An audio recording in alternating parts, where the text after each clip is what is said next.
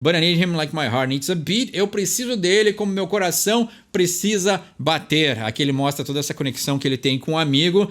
Você pede uma música nos comentários e eu não só traduzo as letras e gírias, como interpreto a intenção subjetiva do artista.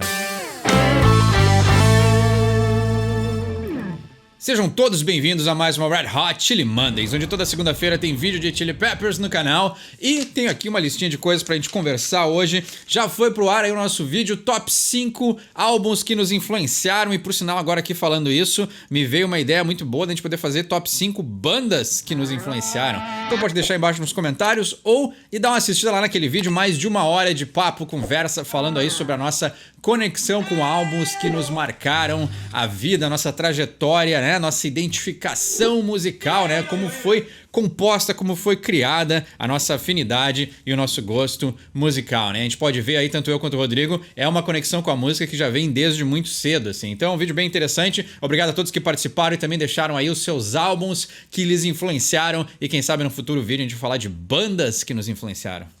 Antes da gente ir para a reflexão de hoje e falar da música escolhida na enquete semanal, eu só gostaria de falar e fazer uma recomendação de um livro para um pessoal aí que tem me pedido, assim, porque uma coisa que tem acontecido que eu não esperava é que tem pessoas me mandando mensagens privadas, assim, e é muito interessante, assim, falando um pouco da sua vida, da sua jornada, da sua caminhada, agradecendo pelo conteúdo do canal, agradecendo pelas reflexões, assim. Então, ser contatado, assim, de uma maneira mais pessoal é algo que eu aprecio muito, assim, e fico muito grato que as pessoas se identifiquem assim, e conectem com o conteúdo do canal e com as coisas que eu ofereço aqui, assim, não esperava que isso fosse acontecer, mas eu fico muito grato que aconteça e as pessoas se sintam confortáveis de vir falar comigo, assim, de uma maneira mais, como eu falei, mais pessoal, né, mais íntima, assim, da pessoa não querer se expor, talvez, nos comentários, mas achar que, né, eu pode ter a confiança de conversar comigo, assim, isso realmente me deixa extremamente feliz. E uma coisa que eu acho que, assim, as mensagens que eu recebo, elas têm um tema parecido, né?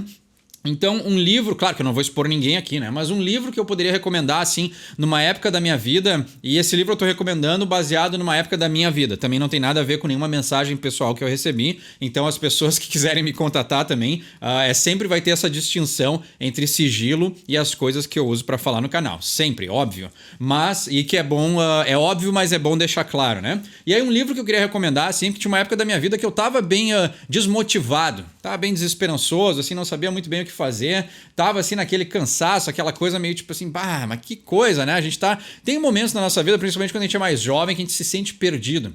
E tem um livro que eu gostaria muito de recomendar, que é do David Goggins. Esse cara aí, esse livro me deu assim, olha, usando um termo bem técnico, esse livro me deu um chute na bunda que eu precisava, assim, porque a história desse cara é uma tragédia atrás da outra, assim, e mesmo assim ele foi um cara que perseverou. Então a gente consegue ver que tem muitas coisas na nossa vida que estão sob o nosso controle. O nome do livro em inglês é Can't Hurt Me e o nome em português eu acho que é Nada Pode Me Ferir. Eu vou botar a capa do livro aqui em algum lugar. Eu dei uma olhada na Amazon, já que é o canal de inglês, Amazon, essa semana e acho que tava 50 pila, 49, assim. Então, se puderem, invista nesse livro, assim, porque a história desse cara não é um livro motivacional, não é um livro de autoajuda, não tem nada a ver com isso, tá? Não é um livro para pregar nada, mas é simplesmente uma biografia que mostra o quanto esse cara sofreu na vida, o quanto esse cara não tinha nada a favor dele e o quanto ele conseguiu perseverar, assim, o quanto ele conseguiu mudar a própria mentalidade, né? Eu sempre falo no canal que a gente tem que diminuir o escopo, né? A gente tem que trazer as coisas para nós. A gente tem que deixar de culpar o mundo, culpar as pessoas e começar a olhar para nós, né? Fazer aquilo que a gente pode com o que a gente tem para oferecer. E eu acho que esse livro do David Goggins é um exemplo fenomenal de alguém que, se tu vê uma entrevista com ele, se tu vê um podcast, né? Eu conheci ele por causa de um podcast e acabei comprando o livro, assim. Ele é um cara que é totalmente... Ele não acredita em nada, né? Ele é um cara nada espiritualizado, ele é um cara nada místico, ele não acredita em destino, ele não acredita em nada. Então ele é um cara muito raiz e muito racional. Às vezes eu acho que até demais, né? Porque pode ter alguma explicação um pouco mais, né, elevada sobre a situação dele, mas eu acho que como um exemplo de vida e para alguém que está se sentindo desmotivado, ele é um cara, a história dele, ela traz muita motivação. Então fica mais do que recomendado. Quem tiver aí procurando alguma coisa para ler, alguma inspiração que não seja coach, não seja pregação, não seja nada que vai ficar martelando na tua cabeça esses ideais, assim, uma coisa totalmente pé no chão, enraizada numa história de uma pessoa que viveu coisas extremas, mas conseguiu superar. David Goggins, eu acho que o nome do livro é Nada Pode Me Ferir, mas em inglês é Can't Hurt Me. Fica mais do que recomendado quem estiver procurando aí uma ajuda que não seja, né, não seja papo, né? É claro que é falado. E aí também ele tem a versão do livro em podcast, que é muito legal. É o audiobook. E aí, depois de cada capítulo, ele narra e conta pro narrador do livro, né? Ele e o narrador do livro conversando, e aí os dois batem um papo sobre o que aconteceu no capítulo, né? Então eles desdobram a história que tu acabou de ler no capítulo, assim. Então é muito legal porque tem o formato livro, tem o formato história escrito, né? Bem escrito, mas depois tem uma conversa com ele sobre o que aconteceu naquela época e ele elabora um pouquinho mais. Então, se puderem aí dar uma lida nesse livro, olha, é fantástico e fica mais do que recomendado para a pessoa que está se sentindo aí um pouquinho para baixo, meio perdida, não sabe o que fazer da vida. É uma bela inspiração. Então vamos dar um passeio de carro e falar aí sobre poesia, cultura, e também tem muito a ver com esse livro do David Goggins, então também fica mais do que recomendado. Mas vamos dar um passeio aí e refletir sobre o assunto dessa semana. A reflexão de hoje vem a pedido do On and Off, tá sempre aí nos comentários, inscrito assíduo, sempre contribuindo com as suas ideias, com as suas interpretações, né, pedindo reflexões. E ele pediu para eu falar sobre a importância da poesia. Esse é um tema aí que é bastante extenso, né?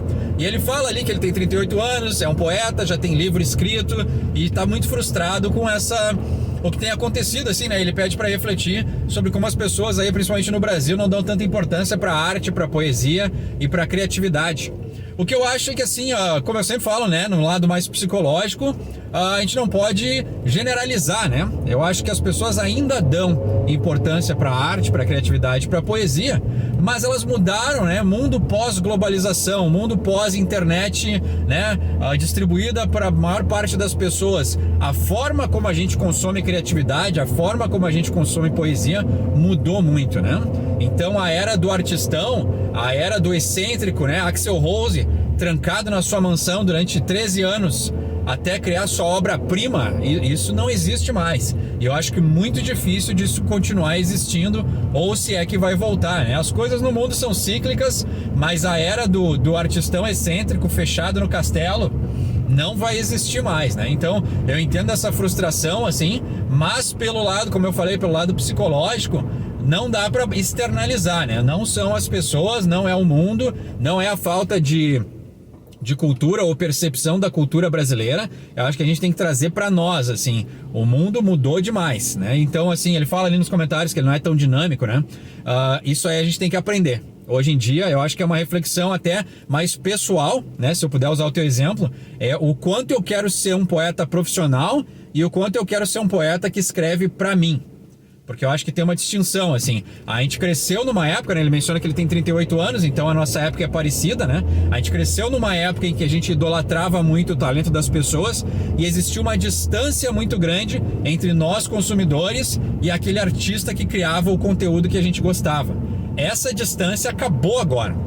A percepção que a gente tem do artista, ela é muito mais humanizada. E tem o lado bom, que a gente entende eles como seres humanos, mas tem o lado bom, tem o lado ruim, que é tipo assim, ninguém endeusa mais ninguém.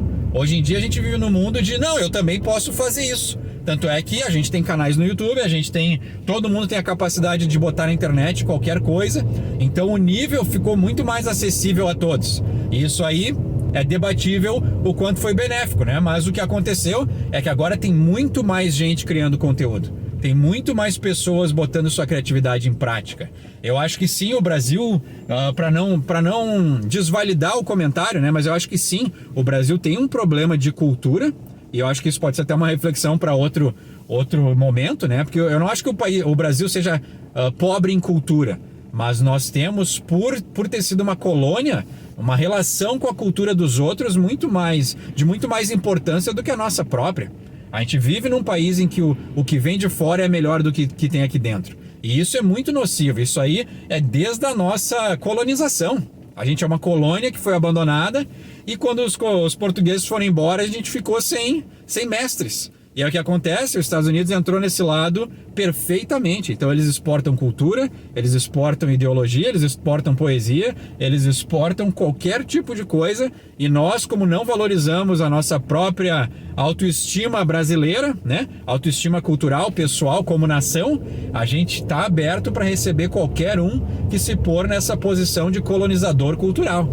E isso é extremamente nocivo para nós. Mas não acho que o Brasil seja pobre em cultura. Mas é muito mais fácil para a gente consumir alguma coisa externa do que interna. Então aí aumenta mais a dificuldade da tua questão, né? Pra gente refletir. E aí dando uma dica prática, assim, porque eu gosto de ser prático, né? Eu acho que a gente tem que não só filosofar, não só refletir, mas apresentar as coisas com praticidade, né? Tu menciona ali que não é muito dinâmico, não se dá bem com essa parte, né? De marketing, né? Em algum outro comentário já tinha mencionado alguma coisa assim, né? Que não tem esse lado aí de ir atrás mais tão aguçado, né? Tão desenvolvido. Mas, se tu quer ser um poeta profissional, tem que desenvolver. E por que tem que desenvolver, né? Mas, Eduardo, eu não quero. Bom, porque tem outras pessoas que desenvolveram. Tem outros poetas que põem a sua poesia para o mundo, que fazem divulgação, que tem páginas no Instagram, que tem canais de poesia, né? Por exemplo, eu tenho um professor meu que era de pintura, ele também é poeta. Ele tem uma página no Instagram onde ele lê trechos da sua poesia. E ele tem uma voz boa, ele tem uma aparência elegante, então isso já ajuda ele a divulgar o seu trabalho, assim. E eu acho que hoje em dia, nesse mundo, né, globalizado, como a gente falou, vai morrer também, além de morrer o artistão, vai morrer o especialista. Hoje em dia a gente tem que ser generalista, a gente tem que ser bom em tudo um pouco. Não tem como a gente ficar ali, mas o meu forte é só poesia. Bom, se teu forte é só poesia, tu tem que dar muita sorte, né? Tu falou, tem um livro publicado. Bom, tem que publicar mais um. Então tem esse trabalho de trabalhar com uma editora, com um produtor ou alguém que, né, forneça o teu trabalho para o público, aí também tem que investir em divulgação, marketing. Então tem todas essas coisas da indústria que para a pessoa que tem um lado mais artístico pode parecer difícil de lidar, mas isso aí tem que ser exercitado, porque senão a pessoa que não tem essa dificuldade em exercitar tanto o seu lado criativo como o seu lado de mercado, essa pessoa sempre vai sair na frente, não importa o quão talentosa ela seja, né? Tipo, tu fala ali, eu tô com 38 anos, eu tô sentindo que meu talento tá sendo desperdiçado. Bom, não desperdiça o teu talento. Corre atrás. Eu acho que eu gostaria de ter uma dica melhor pra te dar, mas é que hoje em dia o mundo, ele tá em adaptação. E quem se adapta sobrevive, quem não se adapta morre. Infelizmente, né? Às vezes a gente não é só uma reflexão, mas é uma realidade, né? Não dá pra culpar o mundo, não dá pra culpar a falta de cultura, porque aí tu tá atacando um possível consumidor, né? Pô, os brasileiros não curtem cultura. Tá, mas vem aqui ler a minha poesia. Bom, eu não vou ler a poesia de quem diz que eu não tenho cultura. Então acho que tem que também dar uma mudada na maneira como a gente enxerga as pessoas que consomem o nosso conteúdo. Eu não sou um especialista em Chili Peppers. E aí esse é o meu conflito. Mas as pessoas vêm no meu canal para assistir eu falar de Chili Peppers. Eu aceito isso. Eu entendo que faz parte do que eu tenho para oferecer, que conecta com quem gosta de Chili Peppers. Então acho que é mais uma reflexão interna do que uma reflexão externa, né? Então, como eu sempre digo, diminui o escopo, volta para ti. Não é o mundo, não são as pessoas, não é a cultura, é o que eu posso fazer com aquilo que eu tenho. Eu tenho um talento para poesia, eu vou expor minha poesia e vou tentar achar as pessoas que querem ler ou ouvir aquilo que eu tenho para oferecer. Então, como eu falei que o negócio é ser prático, eu vou lançar uma sugestão, tá? Não se sinta pressionado a aceitar ou não, mas é uma sugestão porque para mim veio como uma... né, me bateu essa ideia de como que a gente pode ajudar a botar isso em movimento. Como eu falei em outros vídeos, movimento é um jeito da gente também passar por essas partes que nos travam, né? Eu sei que tu é um cara travado, mas, né, às vezes ajuda a sair um pouquinho desse lado, assim, porque já que tu não quer desenvolver esse lado mais comercial, mais de marketing, mais de se expor, eu acho que é justamente aí que a gente tem que exercitar, se expor pro mundo. Então, o que eu vou sugerir, a minha sugestão, fica livre, fica à vontade a aceitar ou não. Se não aceitar, não tem problema nenhum, mas eu vou fazer o seguinte, eu vou desmonetizar esse vídeo para não dar problema, né? Pra gente também ficar entendido que eu não vou ganhar nada com isso. E aí tu faz o seguinte, escolhe uma poesia tua, ou escreve um parágrafo, 2 poéticos, ou algo que tu queira mostrar pro mundo, e deixa aqui embaixo nos comentários. eu vou pinar esse comentário como principal e todo mundo que vier nesse vídeo vai poder ler o teu trabalho. Eu acho que é um bom jeito de te expor para o mundo, te expor para pessoas que já gostam de um lado mais poético, né? Tu não vai estar te expondo para qualquer pessoa. As pessoas que vêm no canal estão interessadas em ir mais a fundo na mente e na poesia dos artistas, como eu sempre falo. Então deixar aqui o teu trabalho para pessoas que tu sabe que vão gostar, né? Ou tem a possibilidade de gostar do que tu faz, eu acho que já é um bom começo para se expor para o mundo. Porque botar o livro na prateleira e esperar que comprem e dizer que o mundo não tem cultura, eu não acho que seja a melhor abordagem. E aí o que tu faz também? Nesse mesmo comentário, põe tua poesia, teu nome e um lugar onde a gente possa encontrar um site, um Instagram ou algum lugar onde as pessoas possam encontrar o teu material. E eu acho que isso é um jeito bom. De novo, fica completamente à vontade se tu quer aceitar ou não essa sugestão. Mas se quiser, o canal tá aberto para isso, o vídeo vai ficar desmonetizado, então a gente não vai ter conflitos monetários ou de interesse, e eu acho que é um bom jeito aí de mostrar para o mundo o teu trabalho. Porque aí a ideia não é só expor aqui no canal, mas expor a tua pessoa, quem tu é como poeta, como artista, para o mundo e para as possibilidades das pessoas que podem consumir o que tu tem para oferecer. Eu espero que essa reflexão tenha ajudado, tá feito o convite, pode aceitar ou não, sem problema, tamo de boa de qualquer forma, e uma boa semana e boas reflexões para vocês.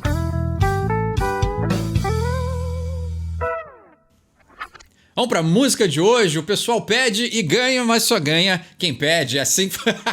Boa esse slogan. O pessoal pede e ganha, mas só ganha quem pede. Gostei desse slogan aí. Vai ficar um slogan pro canal, né? Então pediram Me and My Friends e essa é a música que a gente vai falar hoje, né? Então, uma música autobiográfica, talvez, do Chili Peppers, né? Falando deles mesmos. E esse som, fora a sonoridade, que é muito anos 80, né? Impressionante, assim. Eu sempre dou uma escutada na música antes de gravar os vídeos, assim, a sonoridade é extremamente 80, né? Não é pra mim, mas esse é um som que eu gosto, assim, do início da carreira dos Chili Peppers é um som que eu gosto bastante.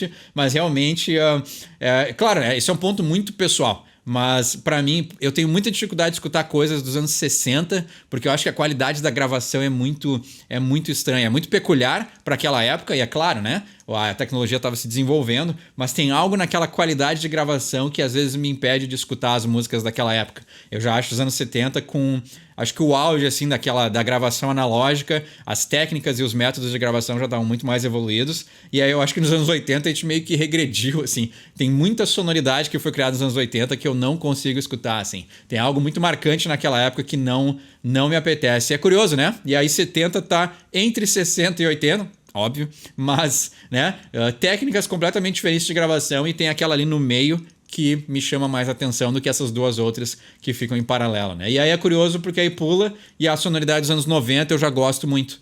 Que muitas bandas dos anos 90 cresceram escutando coisa dos 70 e aí elas acabaram renegando o que aconteceu nos anos 80, né? Então eles acabaram com aquela superprodução dos anos 80 e acabou descendo de novo para algo mais cru, né? Algo mais quente, algo mais real, assim, né? Então, também, né? Eu cresci nos anos 90, no início dos anos 2000, e aí, claro, também me ajuda a favorecer esse tipo de sonoridade. Mas, enfim, não é sobre isso a conversa de hoje. Vamos pra letra, então, né? O que ele diz, né? Me and my friends. Muito legal esse som. Não tenho o que falar, né? E autoexplicativo. Eu e meus amigos, né? No verso 1 ele diz: Like two sweet peas in an even sweeter pod. Well, that's my friend and my friend's name is Bob. Like the devil's no hell, I know Bobby well enough to tell you about his 67 smells. Vamos lá, vamos ver o que será que ele quis dizer com isso, né? Like two sweet peas in an even sweeter pod, né? Então, two peas in a pod, né? Para nós seria o equivalente a um ditado tipo farinha do mesmo saco, né? Pessoa, a fruta não cai longe do pé, né? Filho de peixinho, peixinho é... Claro que o Bob não é pai do Anthony, mas essa ideia de que são pessoas muito parecidas, né? Pessoas que se dão muito bem. Então, peas in a pod é a ervilha, né? E a ervilha vem naquele... Agora eu não sei o nome, né? Mas vem dentro, assim, né? Tipo uma casca, né? A ervilha tem uma casca ou tem uma... não sei como explicar, nem sei o nome daquilo, né?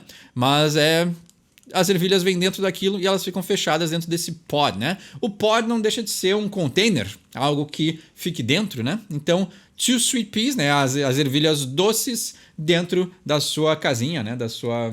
realmente me fugiu a palavra, né? Para ver o quanto eu não presto atenção e não me importo com ervilhas. Mas é curioso, né? Então, 2 ervilhas doces num casco, né? Numa casca ainda mais doce. Ou seja, os dois aí se relacionam muito bem, né? São quase irmãos. Well, that's my friend and my friend's name is Bob. Então esse é o meu amigo e o nome do meu amigo é o Bob, né? Pesquisando, né? Porque eu não fazia a menor ideia de quem seria Bob. É um cara que é um compositor também, ele é músico, ele é um grande amigo do Anthony. E ele, por curiosidade, né? Por botar o nome Bob ali, Anthony, no Google, em 2023, o Anthony e esse Bob criaram uma companhia de produção de filmes e séries. Então, a princípio, vai vir alguma coisa aí de TV produzida pelo Anthony. Curioso, interessante. E já mostra também aí meio que um Dave Grohlsismo aí, né? Uma ideia de já querer sair um pouco do universo da música e querer produzir outras coisas, né? Interessante. Like the devil's no hell, I know Bobby well enough to tell about his 67th smell. Então, como o diabo conhece o inferno, eu conheço o Bob muito bem. Eu conheço bem o suficiente para te falar sobre os seus 67 cheiros. Ou o cara é fedorento, ou o cara gosta de snow, gosta de cheirar uma coisinha, né? Pode ser também, né? Well enough to tell you is a hella swella fella. Well enough to tell you that we know each other better than we know ourselves. Like freaks of a feather, we rock together. I know Bobby well, but I think he knows me better. Então, interessante, né? Aqui são tudo maneiras de ele estar falando bem do amigo e usando esses trocadilhos, não é trocadilhos, né? Esses meio que uns ditos populares, assim, para dizer que eles se dão muito bem. Porque aqui a gente já vai ver aqui que Freaks of a Feather é o mesmo tipo de trocadilho do que farinha do mesmo saco ou peas in a pod. Então é bem parecido a temática que ele está abordando aqui, né? Well enough to tell you is a hella swella fella. Né? Então aqui simplesmente usou palavras que rimam, né? Mas e também são palavras... Swell é uma palavra muito antiquada, é meio anos 50 para dizer tipo legal, ótimo, muito bom, né? Então eu conheço ele muito bem, né? Well enough to tell you, para te dizer que ele é um hella swella fella. Então, hella é a ideia de... Ele já falou do diabo e do inferno. Hella é algo infernal ou algo que ele conhece bastante. Hella swella fella. Fella é o amigo, é o camarada, é o companheiro. E ele tá dizendo swella com essa gíria dos anos 50, que é um companheiro muito bacana, muito legal, né? Swell pode ser bacana, né? Até uma gíria tão antiga que a gente também não usa aqui no português, né? Well enough to tell you that we know each other better than we know ourselves. Então nós nos conhecemos bem o suficiente para te dizer que nós nos conhecemos muito melhor do que nós conhecemos nós mesmos. Bastante a palavra conhecer, né? Like freaks of a feather, we rock together. Então, como freak é a aberração, né? Freaks of a feather, né? Ele tá aqui também mudando o trocadilho que é birds of a feather, que é pássaros que têm as mesmas penas. Então é o mesma explicação que eu dei lá, que são coisas que são parecidas, pessoas que têm personalidades que são compatíveis e tudo mais, né?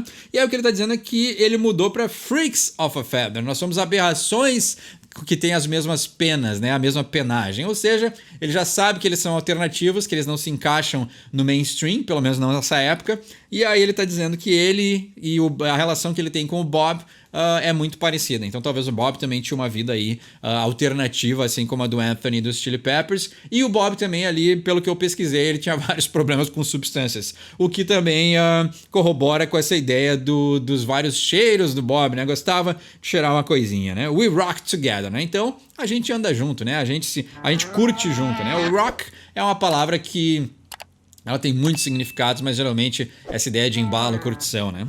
I know Bobby well, but I think he knows me better. Então eu conheço o Bob muito bem, mas eu penso que ele me conhece melhor ainda. E aí ele entra no refrão, me and my friends, né? Eu e os meus amigos. Is as close to me as a friend can be. While I'm standing by my buddy, he'll be standing by me. Just another half of the two-headed freak, but I need him like my heart needs to beat. Aqui a gente tem uma noção do quanto impactou a morte desse rapaz pro Anthony, né?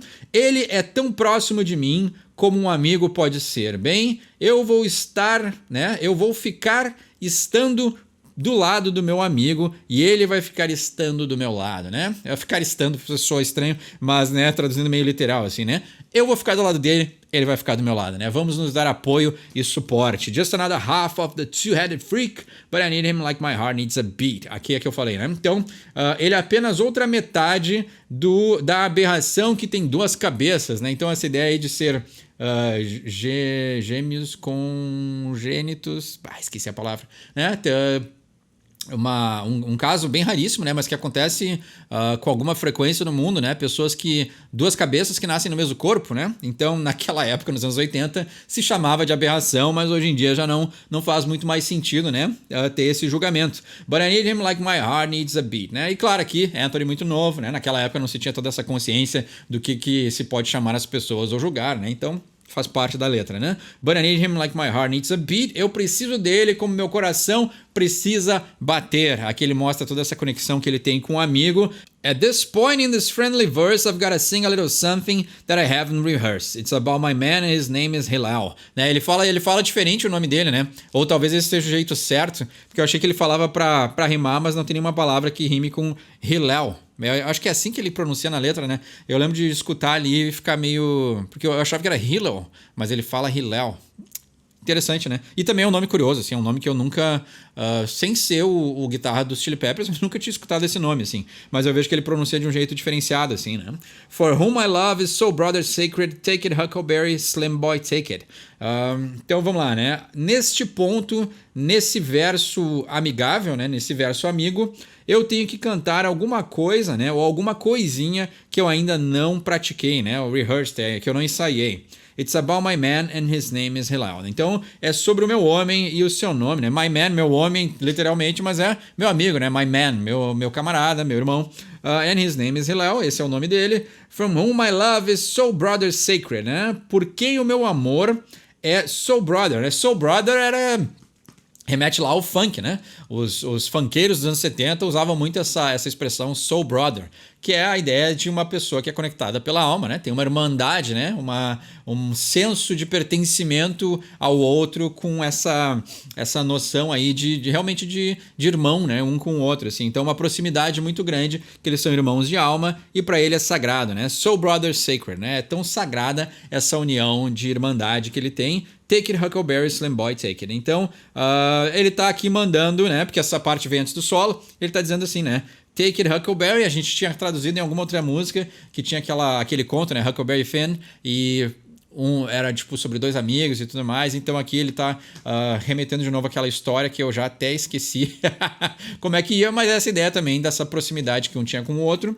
Slim Boy Take It, né? Então aí, Slim Boy é a ideia de garoto magro, né? E que ele também, né? O Hillel, ele era muito magro e ele tá dizendo take it, né? Pega. Porque o take it é a ideia de assim, pega, é a tua vez, é a tua hora de brilhar nessa música. E aí no verso 13 ele diz: Jackie's eyes are closed but he's right on course because he's guided by the invisible force, né? Jackie é o Jack Irons, o batera daquela época, e os seus olhos estão fechados porque ele tá no trajeto, né? No caminho. Então ele tá aí because he's guided by the invisible force. Ele tá sendo guiado pela força invisível e ele tá no caminho certo. Talvez que ele consiga tocar de olhos fechados. Talvez o cara não batera tão competente que ele sentia a força invisível da música. Pode ser, né?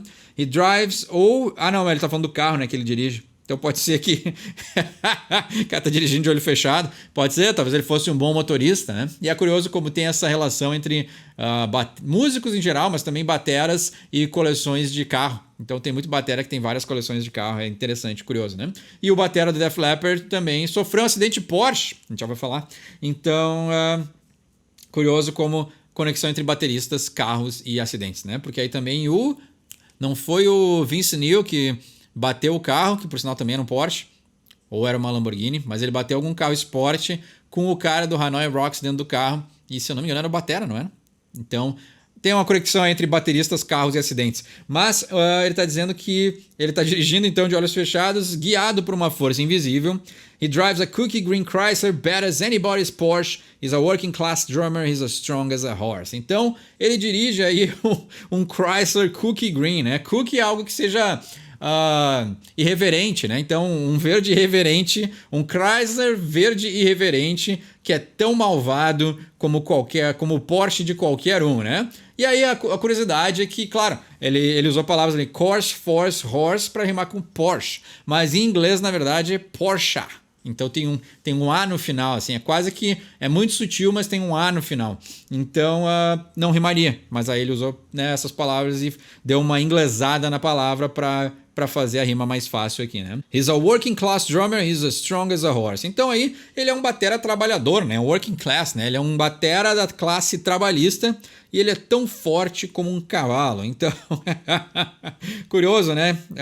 E nessa música ele não fala do Flea, né? É interessante, porque já tem um outro som que ele fala, né?